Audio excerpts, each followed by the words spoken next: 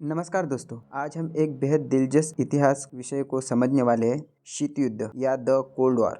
यह एक ऐसा दौर था जब दूसरा विश्व युद्ध के बाद अमेरिका और सोवियत संघ के बीच गहरी राजनीति और सैन्य खींचातान रही थी। इस वीडियो में हम कोल्ड वॉर के कुछ महत्वपूर्ण मोड़ जैसे कि क्यूबा मिसाइल क्राइसिस के बारे में बात करेंगे, जो हमें युद्ध के मुहाने तक ले आया था। तो चलिए शुरू करते हैं। इससे पहले कि हम विशेष घटनाओं पर आए, पहले यह समझते हैं कि कोल्ड वॉर था क्या।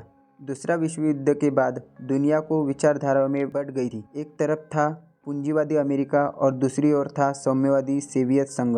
दोनों देशों का उद्देश्य अपनी विचारधारा को दुनिया में फैलाना था, लेकिन दोनों के पास परमाणु हथियार होने के कारण वे सीधे युद्ध से बचते रहे। इसके बजाय उन्होंने एक शीत युद्ध शुरू किया, जहां लड़ाई गुप्तचर अभियानों, आर्थिक दबाव और परोक्ष युद्ध के रूप में हुआ, जैसे कि कोरिया और वियतनाम में, जहां कोल्ड वॉर ताकतों ने विभिन्न पक्षों का समर्थन किया। अमेरिका ने दक्षिण कोरिया को समर्थन दिया, जबकि सोवियत संघ ने उत्तर कोरिया का समर्थन किया। कोल्ड वॉर का पहला प्रमुख मोड़ 1948 में आया, जब बर्लिन ब्लॉकेड हुआ। दूसरा विश्व युद्ध के बाद जर्मनी को 4 भागों में बांटा गया था, जिससे अमेरिका, सोवियत संघ, ब्रिटेन और फ्रांस ने नियंत्रित किया।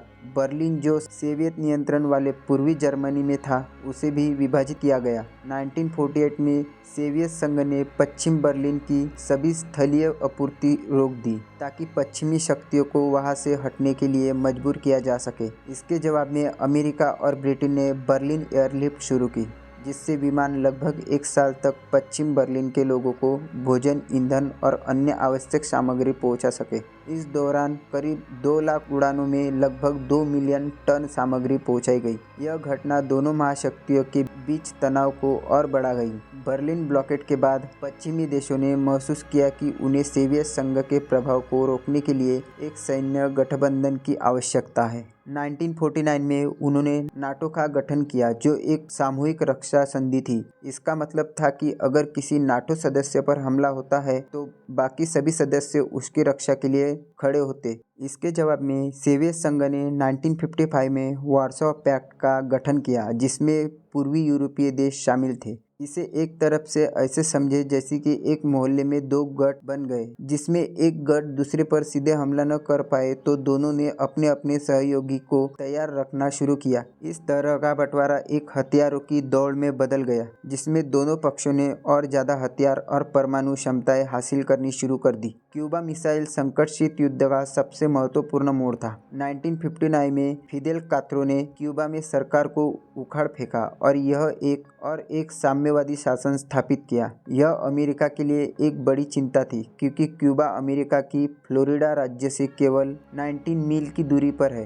1962 में सोवियत संघ ने गुप्त रूप से क्यूबा में परमाणु मिसाइलें स्थापित करनी शुरू कर दी, जो आसानी से अमेरिका के प्रमुख शहरों तक पहुंच सकती थी। अक्टूबर 1962 में अमेरिका जासूसी विमानों ने क्यूबा में सोवियत मिसाइल साइटों की तस्वीरें ली। जब राष्ट्रपति जॉन एफ कैनेडी और उनके सलाहकारों ने ये तस्वीरें देखी, तो उन्होंने तुरंत कार्रवाई का फैसला लिया, ताकि संभावित परमाणु हमले से बचा जा सके। आपको पता चले कि कोई दुश्मन आपके घर के पास ही कोई खतरनाक हथियार लगा रहा है। अमेरिका के लिए यह खतरा तत्काल और भयावह था। कैनेडी के पास 2 विकल्प थे, क्यूबा पर हमला करना या एक समुद्री नाकाबंदी लगाना, ताकि सोवियत संघ और मिसाइलें न पहुंच सके। एक आक्रमण का जोखिम युद्ध को बढ़ा सकता था, इसलिए उन्होंने नाकाबंदी का विकल्प चुना, जिसे उन्होंने क्वारंटीन का नाम दिया, ताकि यह बहुत आक्रामक न लगे। 22 अक्टूबर 1962 में कैनेडी ने राष्ट्रीय टेलीविजन पर इस संकट की जानकारी दी और सोवियत संघ को चेतावनी दी कि क्यूबा से किया गया कोई भी हमला सोवियत संघ का हमला माना जाएगा।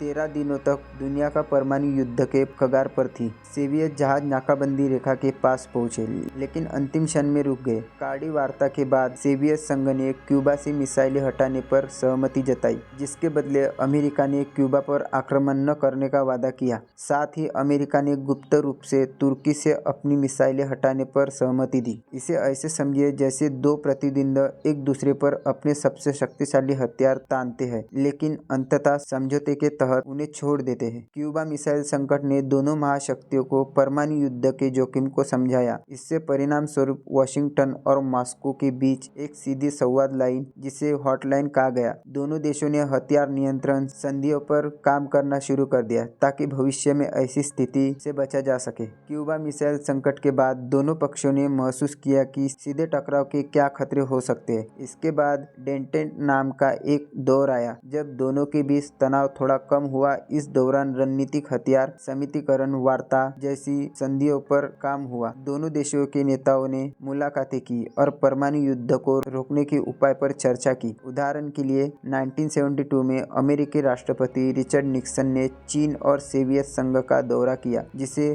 कूटनीति के रास्ते खुले। शीत युद्ध का आधिकारिक अंत सोवियत संघ के पतन के साथ हुआ। आर्थिक समस्याओं, सैन्य ओवरस्टेज और सोवियत संघ के भीतर सुधारों की बढ़ती मांगों ने इसे कमजोर कर दिया। 1989 में बर्लिन की दीवार गिर गई, जो पूर्व पश्चिम के बीच विभाजन के अंत का प्रतीक थी। के बाद पूर्वी यूरोप के कई देशों ने सोवियत संघ से स्वतंत्रता प्राप्त की। इसे एक विशाल निगम की दिवालिया होने की तरह समझे, जिससे उसकी शाखाएं स्वतंत्रता की मांग करने लगी है। शीत युद्ध कई खतरनाक परिस्थितियों, परमाणु तनाव और गहरी प्रतिद्वंदी का दौर था। क्यूबा मिसाइल संकट जैसी घटनाएं दिखाती है कि दुनिया कितने करीब से एक बड़े विनाश से बची, लेकिन अंततः समझौते और कूटनीति के माध्यम से मानवता ने एक पूर्ण परमाणु युद्ध से खुद को बचाया। कोल्ड वॉर से हमें यह सीखने को मिला कि कूटनीति कितनी महत्वपूर्ण है। अगर आपको ये वीडियो अच्छी लगी तो इसे लाइक और शेयर करें और हमारे चैनल को सब्सक्राइब करें ताकि हम आपके लिए ऐसी वीडियो ला सकें। धन्यवाद।